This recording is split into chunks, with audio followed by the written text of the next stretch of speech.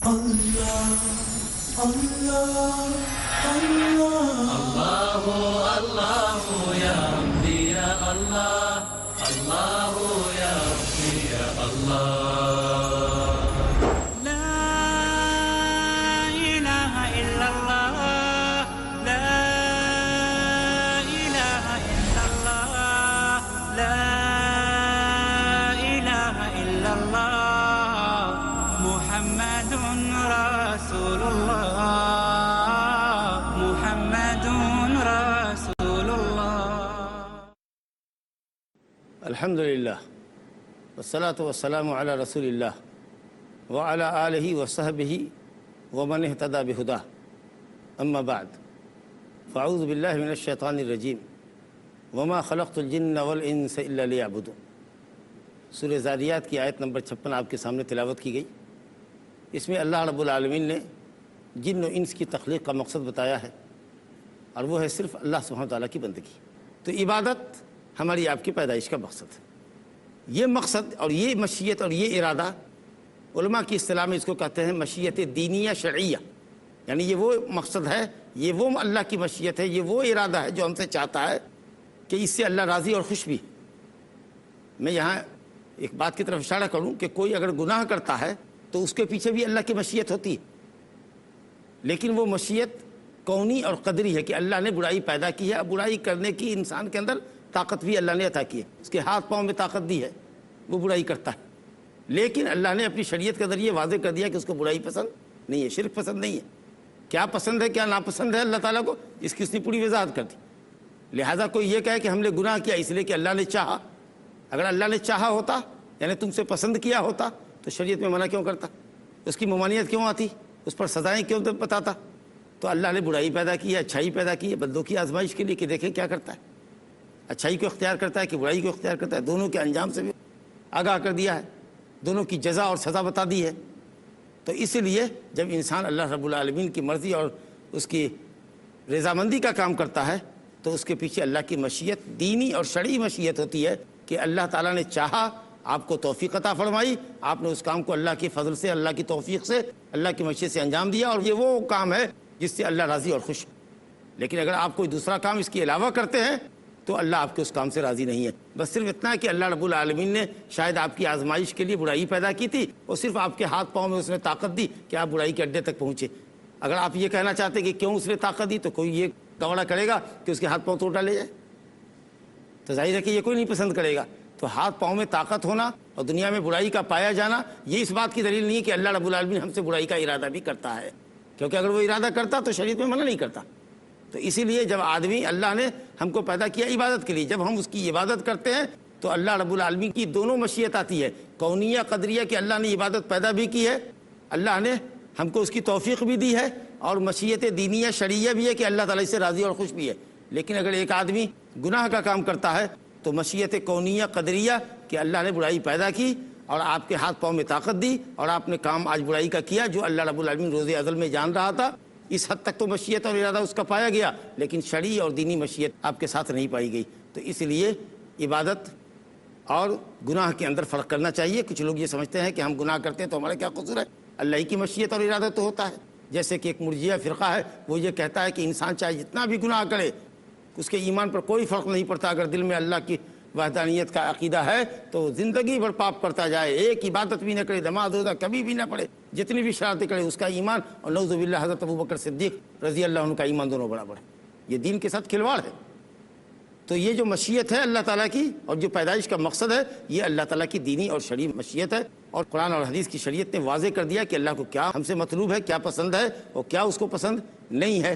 اسی لیے شرک اور کفر کے کاموں کو اللہ کی طرف منسوب کرنا اور خود پلو جھاڑ دینا کہ ہمارا کیا قصور ہے، اللہ نے ہم سے ارادہ کیا، یہ بالکل غلط اور باطل نظریہ ہے۔ اللہ تعالیٰ نے دنیا میں اچھائی برائی سب پیدا کی ہے، لیبلوکم ایکم احسن عملا، تاکہ وہ تم کو آزمائے تم میں کا کون عزرو عمل کے بہتر ہے، اچھا ہے، کون مخلص ہے، کون اللہ کا بندہ ہے، کون نبی صلی اللہ علیہ وسلم کا سچا متبع ہے اور کون نافرمان ہے۔ اس کے لیے اس نے یہ سب کچھ نیکی اور بدی پیدا کی ہے۔ لہٰذا ہم اپنی پیدائش کے مقصد کو سامنے رکھیں اور صرف اللہ وحدہ لا شریک لہ کی بندگی کریں تاکہ ہم سے ہماری پیدائش کا مقصد پورا ہو۔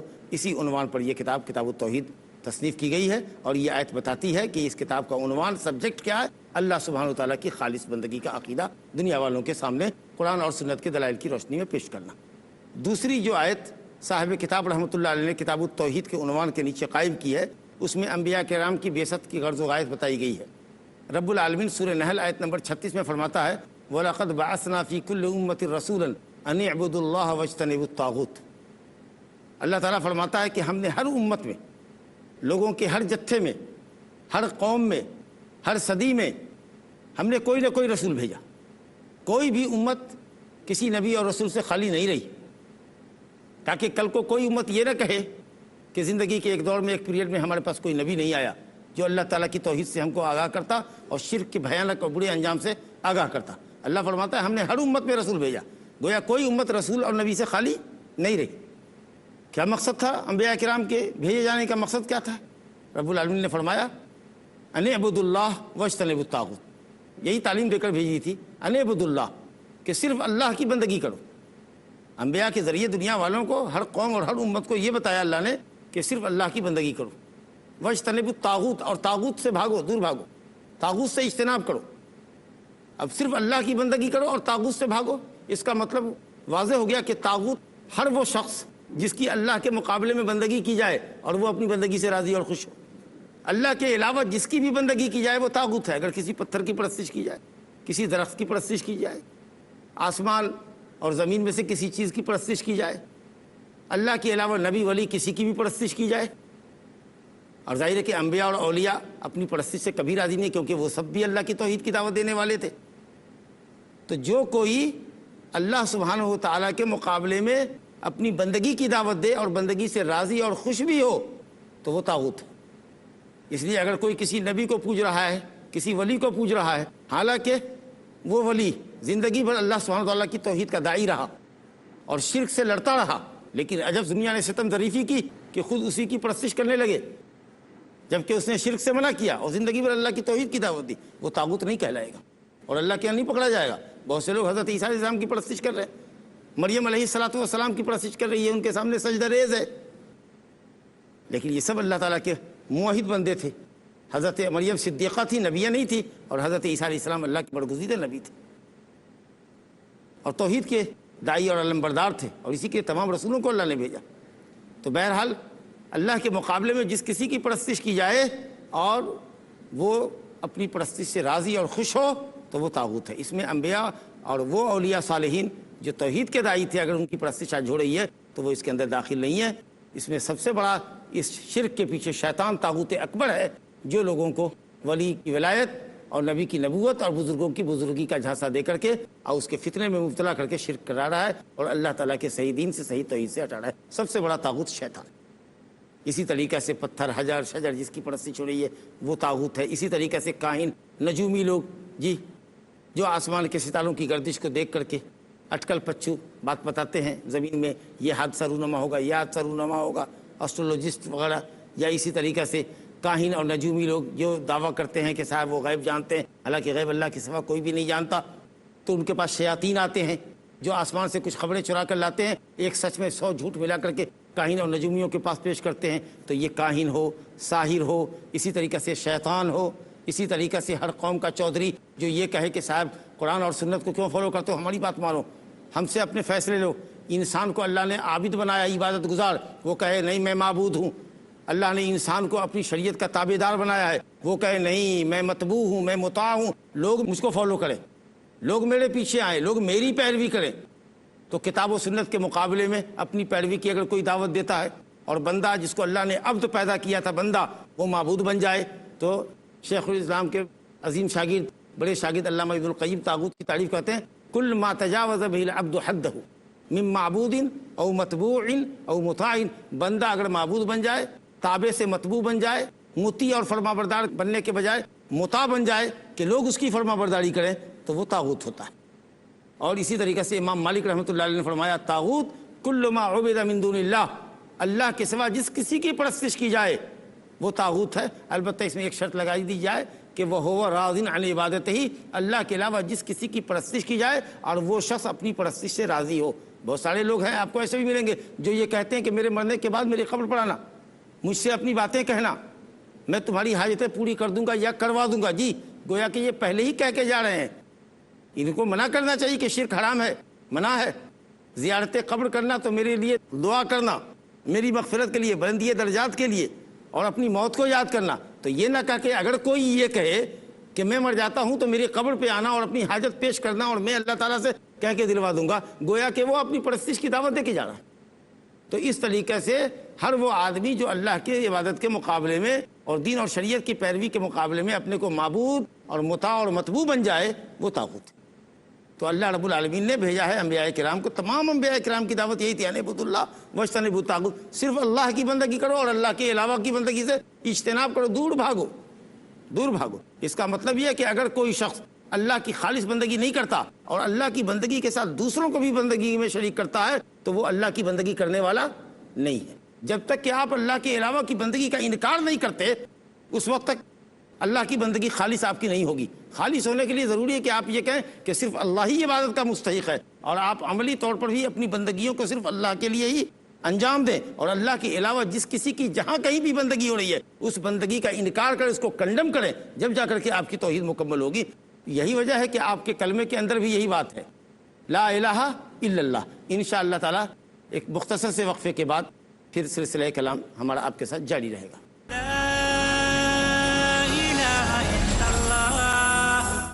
السلام علیکم ورحمۃ اللہ وبرکاتہ۔ ناظرین و حاضرین، وقفے کے بعد آپ کا استقبال ہے۔ سورہ نحل کی آیت نمبر 36 ہمارے درس کا عنوان تھی کہ اللہ سبحانہ و تعالیٰ نے تمام انبیاء اور رسول علیہ الصلوۃ والسلام کو اپنی خالص بندگی کی دعوت دینے اور ما سوی اللہ، اللہ کے سوا ہر کسی کی بندگی سے منع کرنے، باز رکھنے کے لیے مبعوث فرمایا تھا۔ میں نے عرض کیا کہ توحید اس وقت تک مکمل نہیں ہوگی جب تک کہ آدمی اللہ سبحانہ تعالیٰ کی خالص بندگی کا عقیدہ رکھنے کے ساتھ ساتھ اللہ کے علاوہ جس کسی کی پرستش ہو رہی ہے اس کا انکار نہ کرے۔ جب تک انکار نہیں کر دیتا، اس کو حرام نہیں سمجھتا، اس وقت تک وہ موحد نہیں کہلا سکتا۔ چنانچہ کلمہ میں جب ہم پڑھتے ہیں لا الہ الا اللہ تو دیکھتے ہیں کہ یہ کلمہ 2 سینٹنس سے مرکب ہے۔ لا الہ ایک سینٹنس اور الا اللہ ایک دوسرا سینٹنس، 2 جملہ ہے۔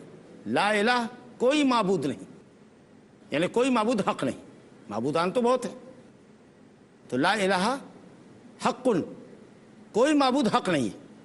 اس طریقے سے آپ نے کائنات میں تمام باطل معبودوں کا انکار کر دیا۔ اس کے بعد کہا الا اللہ، مگر معبود برحق ایک ہے، وہ ہے اللہ۔ تو پہلے انکار تمام معبودان کا، اور اس کے بعد اس بات اور اقرار صرف ایک معبود کا جو اللہ ہے، جس کے لیے پاکیزہ نام اور جس کے لیے پاکیزہ صفت ہے۔ یہی مضمون یہاں ہے، ان اعبدوا اللہ واجتنبوا الطاغوت، اللہ کی بندگی کرو، یہ الا اللہ کا معنی دے رہا ہے۔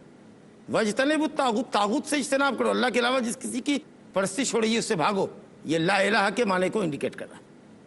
اسی طریقے سے سورہ بقرہ آیت نمبر 256 میں اللہ تعالیٰ فرماتا ہے فَمَن يَكْفُرْ بِالطَّاغُوتِ وَيُؤْمِن بِاللَّهِ فَقَدِ اسْتَمْسَكَ بِالْعُرْوَةِ الْوُثْقَىٰ لَا انفِصَامَ لَهَا، جو طاغوت کا انکار کرتا ہے اور اللہ واحد پر ایمان رکھتا ہے تو وہی مومن ہے۔ اس سے سمجھو کہ اس نے مضبوط بندھن، مضبوط کڑا پکڑ لیا، نے لا الہ الا اللہ پکڑ لیا، عروہ الوثقیٰ لا الہ الا اللہ۔ لا الہ الا اللہ کا تقاضا یہ ہے کہ اللہ کے علاوہ کی عبادت کا انکار کرے اور صرف اللہ پر ایمان رکھے۔ اگر پوچھا جائے اللہ کے علاوہ کی پرستش ہو رہی ہے، کیا یہ پرستش صحیح ہے؟ ہم نہیں کہہ سکتے کہ صحیح ہے کہ غلط ہے۔ آپ مومن ہو ہی نہیں سکتے، آپ مومن اور موحد اس وقت تک نہیں ہو سکتے جب تک کہ یہ ایمان اور یقین نہ ہو کہ اللہ کے علاوہ جس کسی کی پرستش ہو رہی ہے یہ باطل ہے، غلط ہے، یہ شرک ہو رہا ہے، یہ کفر ہے۔ اسلام اور توحید یہ ہے کہ صرف اللہ کی بندگی کی جائے اور اللہ کے ساتھ ساتھ تمام کی بندگیوں کی نفی کی جائے۔ گویا اس بات اور نفی، انکار اور اقرار، جب تک دونوں بہت ساتھ نہیں ہوں گے اس وقت تک آپ مومن اور موحد نہیں ہو سکتے۔ کچھ لوگ صرف لا الہ لا الہ لا الہ پڑھتے، معبود نہیں معبود نہیں۔ اس کے بعد کچھ لوگوں کو دیکھیں کہ صرف الا اللہ کی ضرب لگاتے، الا اللہ کرتے۔ اسی طریقے سے کچھ لوگ صرف اللہ اللہ اللہ کرتے، کچھ اور آگے بڑھتے ہیں تو ہوا اس کو ہو وہ یہ توحید نہیں۔ توحید کا کلمہ ہے لا الہ الا اللہ، پورا جملہ مل کر کے اللہ کی توحید، جس کے اندر تمام معبودان باطلہ کا انکار کیا گیا ہے اور صرف ایک معبود برحق اللہ سبحانہ وتعالیٰ کا اقرار کیا جا رہا ہے۔ لا الہ، کوئی معبود نہیں ہے حق، کوئی معبود دنیا میں، کائنات میں، زمین آسمان میں کوئی معبود، کوئی بھی لائق بندگی ہستی نہیں، اور جس کی بھی پرستش ہو رہی ہے حکم اس کا ہے کہ باطل، الا اللہ، سوائے اللہ کے، وہی معبود برحق۔ یہ تمام انبیاء کرام کی دعوت تھی، بنیادی دعوت۔ اس دعوت میں حضرت آدم علیہ السلام سے لے کر حضرت محمد صلی اللہ علیہ وسلم تک کے تمام انبیاء اور رسول میں کہیں کوئی اختلاف نہیں تھا۔ ہاں، شریعت کے احکام، مسائل، جزئیات کے اندر اختلاف تھا، جیسا کہ اللہ تعالیٰ سورہ مائدہ آیت نمبر 48 میں فرماتا ہے لِكُلٍّ جَعَلْنَا مِنْكُمْ شِرْعَةً وَمِنْهَاجًا، تم میں سے ہر نبی کی شریعت، ہر نبی کا طریقہ الگ رہا، لیکن توحید کے عقیدے میں، آخرت کے عقیدے میں، اور ہر زمانے کا نبی واجب الاتباع اور پیروی کے لائق ہے کہ امت ان کو فالو کرے۔ ان بنیادی باتوں میں کسی نبی کے اندر کوئی اختلاف نہیں تھا۔ ہاں، نماز، روزے، حج، زکوٰۃ وغیرہ کی تفصیلات میں، حلال حرام کی تفصیلات میں ان کے درمیان اختلاف تھا، لیکن عقیدہ توحید پر سارے انبیاء کرام متفق تھے، جیسا کہ اللہ تعالیٰ سورہ انبیاء آیت نمبر 25 میں فرماتا ہے وَمَا أَرْسَلْنَا مِن قَبْلِكَ مِن رَسُولٍ إِلَّا نُوحِي إِلَيْهِ أَنَّهُ لَا إِلَهَ إِلَّا أَنَا فَاعْبُدُونِ۔ اے نبی، ہم نے آپ سے پہلے جتنے رسول بھیجے سب کو یہی تعلیم دی کہ کہو دنیا والوں کہ ایک اللہ ہی بندگی کے لائق ہے، لہذا اسی کی بندگی کرو، اللہ کے سوا کوئی بندگی کے لائق نہیں۔ اور اس مضمون کی دوسری بھی آیتیں موجود ہیں۔ تیسری آیت جو کتاب التوحید کے عنوان کے تحت اللہ سبحانہ تعالیٰ کی توحیدی عبادت کے بیان میں صاحب کتاب نے ذکر کی ہے، وہ آیت ہے سورہ اسراء کی، مشہور آیت ہے، آیت نمبر 23۔ اللہ تعالیٰ فرماتا ہے وَقَضَىٰ رَبُّكَ أَلَّا تَعْبُدُوا إِلَّا إِيَّاهُ وَبِالْوَالِدَيْنِ إِحْسَانًا الآیہ۔ وَقَضَىٰ رَبُّكَ أَلَّا تَعْبُدُوا إِلَّا إِيَّاهُ، قضا مانے وصّا، تمہارے رب نے وصیت کی ہے، وصیت کہتے ہیں تاکیدی حکم کو، یا قضا کے معنی امر، اللہ نے حکم فرمایا ہے۔ کیا حکم فرمایا؟ اللہ تعبدوا الا ایاہ، کہ نہ بندگی کرو مگر اسی کی۔ لا تعبدوا الا ایاہ، لا کے ذریعے نفی، الا کے ذریعے اس بات، لا تعبدوا الا ایاہ، لا الہ الا اللہ، لا تعبدوا یعنی لا الہ، کسی اور کی بندگی مت کرو، الا ایاہ مگر اسی کی، یعنی الا اللہ، صرف اللہ سبحانہ تعالیٰ کی۔ یہ سب سے پہلا واجب اور سب سے پہلا فریضہ ہے جو ایک بندے مکلف پر اللہ سبحانہ تعالیٰ کی طرف سے عائد ہوتا ہے۔ سب سے پہلا فریضہ یہ کہ وہ اللہ کی توحید کو جانے، توحید کے معنی کو سمجھے، توحید کے مفہوم کو سمجھے، یہ سمجھنا سب سے زیادہ ضروری ہے۔ اور وہ چیز ہے توحید عبادت، لا الہ الا اللہ یا لا تعبدوا الا ایاہ، مفہوم دونوں کا ایک ہی ہے کہ اللہ کے سوا کسی اور کی بندگی مت کرو، صرف اللہ کی بندگی کرو۔ یہ سب سے پہلا اور سب سے مقدم حق ہے بندے پر، وہ اسی لیے پیدا کیا گیا ہے کہ اللہ کی بندگی کرے۔ اس کے بعد رب العالمین نے مخلوق میں والدین کا حکم فرمایا وبالوالدین احسانہ، والدین کے ساتھ اچھا سلوک کرو۔ اللہ سبحانہ تعالیٰ نے اپنے حق خالص، جو اس کا خالص حق ہے بندے پر، پہلا حق ہے جس کے لیے اس نے بندے کو پیدا کیا کہ وہ صرف اس کی بندگی کریں، اس خالص حق کے ذکر کرنے کے بعد فوراً بعد اللہ تعالیٰ نے والدین کے حق کا ذکر کیا۔ اس سے پتہ چلا کہ والدین کا حق مخلوق میں سب سے بڑا حق ہے۔ اللہ سبحانہ تعالیٰ کا حق، اللہ سبحانہ تعالیٰ کے حق کے اندر نبی صلی اللہ علیہ وسلم کا حق بھی داخل ہے، کیونکہ جو اللہ تعالیٰ کا حکم مانے، نبی کا حکم نہ مانے، اللہ پر ایمان لائے، اللہ کی وحدانیت پر ایمان لائے لیکن رسول کی رسالت پر ایمان لائے، وہ سمجھو کہ اللہ کے اوپر بھی ایمان لانے والا نہیں۔ تو اللہ کے حق کے اندر رسول کا حق بھی داخل ہے۔ یا چلو اگر کہہ لیتے ہیں کہ اللہ کے بعد اللہ تعالیٰ کا حق عبادت ہے اور رسول کا حق اطاعت، کہ ان کی پیروی کرنا ہے، اس کے علاوہ رسول اللہ کو اگر آپ مخلوق میں شامل کرنے کے بعد اگر تفصیل الگ الگ کریں تو یہ کہیں کہ نبی صلی اللہ علیہ وسلم کے بعد، ورنہ اگر یہ کہہ دیں کہ اللہ کے حق کے بعد ہی ماں باپ کا حق ذکر کیا گیا تو کوئی حرج نہیں ہے، کیونکہ رسول کا حق اللہ سبحانہ تعالیٰ کے حق میں داخل ہے۔ کیونکہ رسول اسی لیے بھیجا جاتا ہے اللہ کی طرف سے کہ وہ اللہ کی توحید کی دعوت دے اور لوگ اللہ کے حکم سے رسول کی پیروی کریں۔ یا اگر آپ یہ چاہیے تو یہ کہہ لیجیے کہ اللہ اور اس کے رسول کے حق کے بعد اللہ کا حق خالص اس کی بندگی اور رسول کا حق خالص اس کی پیروی، اس کے بعد اگر دنیا میں مخلوق میں کسی کا کوئی حق پڑتا ہے، کسی انسان کے اوپر واجب ہوتا ہے، تو وہ اس کے ماں باپ کا حق ہے، جو اس کی پیدائش کا ذریعہ ہے، اور اس کے لیے پوری تفصیل آئی ہے کہ ان کے ساتھ احسان کرو، ہر طرح کا اچھا سلوک والدین کے ساتھ، قولی اور فعلی طور پر کوئی ایسی بات نہ ہو، کوئی ایسا کام نہ کرو، کوئی ایسا ایکشن نہ ہو تمہارا جس کی وجہ سے ان کو تکلیف ہو، ان کے سامنے ہاتھ نہ جھاڑو، ان کی کسی بات پر ناراض اگر ہوتے ہو تو اف نہ کہو، بلکہ خلاف منشا اگر کہتے ہیں، تمہاری مرضی کے خلاف کہتے ہیں تو بھی اگر اللہ رسول کی منشا کے خلاف نہیں کہتے تو ان کے حکم کو مانو، واجب اور فرض ہے تمہارے۔ ان سے تکلیفوں کو دور کرو، ان کی خدمت کرو، ان کے لیے زندگی میں مرنے کے بعد دعائے رحمت و مغفرت کرو، اور اسی طریقے سے ان کے رشتہ داروں کی دادیال نالیال کے رشتہ داروں سے اچھا سلوک اور سمبند بنا کر رکھو، اچھا تعلق بنا کر رکھو، اور والدین کے دوستوں کی تکریم کرو کہ ہمارے ماں باپ کے دوست ہیں، ہماری ماں کی سہیلن ہے، چچی ہیں، آنٹی ہیں، یہ ہمارے والد کے دوست ہیں، ان کا مناسب احترام کرو کیونکہ یہ تمہارے والد کے دوست ہیں۔ اگر کسی سے کوئی وعدہ ہے تمہارے والدین کا تو اس وعدوں کو ان کے وفات کے بعد بھی پورا کرو، اور زندگی میں مرنے کے بعد بھی دعا کرو رب ارحمہما کما ربیانی صغیرا۔ تو یہ اور اس کے علاوہ بھی بہت سارے حقوق ہیں والدین کے، اور ایک ہی مقام پر نہیں، کئی مقام پر اللہ تعالیٰ نے اپنی توحید کے ذکر کرنے کے بعد والدین کا حق بیان کیا ہے۔ یہ سورہ لقمان آیت نمبر 14 میں اللہ تعالیٰ فرماتا ہے انشکر لی ولی والدیک الی البصیر، میری شکر گزاری کرو اور اپنے ماں باپ کی شکر گزاری کرو، میری ہی طرف تم کو پلٹ کر آنا ہے۔ وارننگ ہے، اگر تم نے توحید کی جگہ شرک کیا اور والدین کے ساتھ حسن سلوک کے بجائے نافرمانی کی، بے ادبی اور بدتمیزی کا سلوک کیا، تو تم کو پلٹ کے میرے ہی پاس آنا ہے، سزا بھگتنے کے لیے تیار ہو، سخت وارننگ۔ اور حدیثیں بھی کثرت سے آئی والدین کی اطاعت کے سلسلے میں، چنانچہ حضرت عبداللہ بن مسعود رضی اللہ عنہ سے صحیحین میں روایت ہے کہ میں نے پوچھا یا رسول اللہ ای الاعمال احب الی اللہ، اللہ کے پاس عملوں میں سب سے محبوب عمل کون ہے؟ تو آپ نے فرمایا الصلاۃ علی وقتہا، نمازوں کو ٹھیک ٹھیک وقت پر، اول وقت پڑھنا، ٹال کر نماز پڑھتے، ظہر کی نماز کو عصر کے قریب لے جاتے، عصر کی نماز کو مغرب کے قریب لے جاتے، تمام نمازوں کو اول جیسے ہی وقت ہو اول وقت نماز پڑھنا، نماز قائم کرنا، الصلاۃ علی وقتہا، جیسے ہی وقت ہو اول وقت نماز پڑھنا۔ تو اس کے بعد کیا؟ تو آپ نے فرمایا بر الوالدین، والدین کے ساتھ اچھا سلوک کرنا، جہاد فی سبیل اللہ، قال ثم ای، پھر کون؟ قال بر الوالدین۔ بعض روایت میں جہاد فی سبیل اللہ پہلے ہے، اس کے بعد آپ نے کہا بر الوالدین۔ تو تین چیزوں کا ذکر ہے، اور یہ کہتے ہیں عبداللہ بن مسعود رضی اللہ عنہ کہ وَلَوِ اسْتَزَدتُّهُ لَزَادَنِي، اور اگر میں مزید کچھ مطالبہ کرتا تو آپ مجھے مزید کچھ باتیں بتاتے۔ تو والدین کے ساتھ حسن سلوک کرنا یہ بہت بڑی نیکی ہے اور بہت بڑی عبادت ہے۔ اسی طریقے سے حضرت ابو بکر رضی اللہ عنہ کی روایت ہے صحیحین کے اندر کہ نبی صلی اللہ علیہ وسلم لیٹے لیٹے فرما رہے تھے اے لوگو الا انبئکم باکبر الکبائر، کیا میں تمہیں نہ بتاؤں کہ گناہوں بڑے گناہوں میں بھی سب سے بڑا گناہ؟ قلنا بلا یا رسول اللہ، ہاں یا رسول اللہ بتائیے۔ کہا الاشراک باللہ، اللہ کے ساتھ شرک کرنا، توحید کے خلاف جانا۔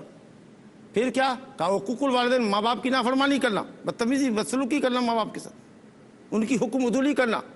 اور لیٹے لیٹے آپ بتا رہے تھے، پھر سنبھل کے بیٹھے اور کہا الا وشہادۃ الزور، لوگوں جھوٹی بات، جھوٹی گواہی، جھوٹی بات، جھوٹی گواہی، اس کثرت سے اس جملے کو دہرا رہے تھے کہ ایسا لگا کہ آپ چپ ہی نہیں ہوں گے۔ ہم لوگوں کے دل میں رحم پیدا ہوا، درد پیدا ہوا کہ کاش آپ چپ رہتے۔ ہم سمجھ گئے کہ جھوٹی بات اور جھوٹی گواہی بہت سنگین ہے، اس لیے نہیں کہ شرک سے ماں باپ کی نافرمانی سے بڑھ کے ہے، بلکہ اسی لیے کہ لوگ جھوٹ بولنے کو کلا اور کلچر سمجھتے ہیں، آسانی سے جھوٹ بولتے ہیں، جھوٹی گواہی جا کر عدالتوں میں دیتے ہیں، اس لیے آپ نے فرمایا۔ حالانکہ کسی کی عزت آبرو پر، کسی کے جان اور مال پر کوئی مقدمہ کرتا ہے، جھوٹے گواہوں کے ذریعے مقدمہ جیت لیتا ہے، اس لیے آپ نے فرمایا۔ ورنہ سب سے بڑا گناہ تو شرک ہے، اس کے بعد ماں باپ کی نافرمانی۔ ہاں بڑے گناہوں میں ایک سنگین گناہ جھوٹ بھی ہے اور جھوٹی گواہی بھی ہے، لیکن چونکہ لوگ پرواہ نہیں کرتے اور ڈرتے نہیں، اس لیے آپ نے کثرت سے اس بات کو فرمایا۔ اسی طریقے سے صحیحین کی روایت حضرت ابو ہریرہ رضی اللہ عنہ سے یا رسول اللہ من احق الناس بحسن صحابتی، میری حسن صحبت، میری رفاقت، میری خدمت کا سب سے زیادہ دنیا میں مستحق کون ہے؟ کہا تیری ماں۔ کہا پھر کون؟ کہا تیری ماں۔ کہا پھر کون؟ کہا تیری ماں۔ کہا چوتھی مرتبہ میں کہا پھر کون؟ کہا تیرا باپ۔ ترمذی وغیرہ میں روایت ہے حضرت عبداللہ بن عمرو بن عاص رضی اللہ عنہ سے کہ رسول اللہ نے فرمایا ماں باپ کی رضامندی میں اللہ کی رضامندی ہے اور ماں باپ کی ناراضگی میں اللہ کی ناراضگی ہے۔ اللہ سبحانہ وتعالی ہمیں اور آپ کو والدین کے ساتھ اچھا سلوک کرنے کی توفیق عطا فرمائے، اور اللہ رب العالمین اپنی خالص توحید کا حق ادا کرنے کی توفیق عطا فرمائے، آمین۔ وصلی اللہ علی نبینا محمد۔ اللہ اللہ یا ربی یا اللہ، اللہ یا ربی یا اللہ۔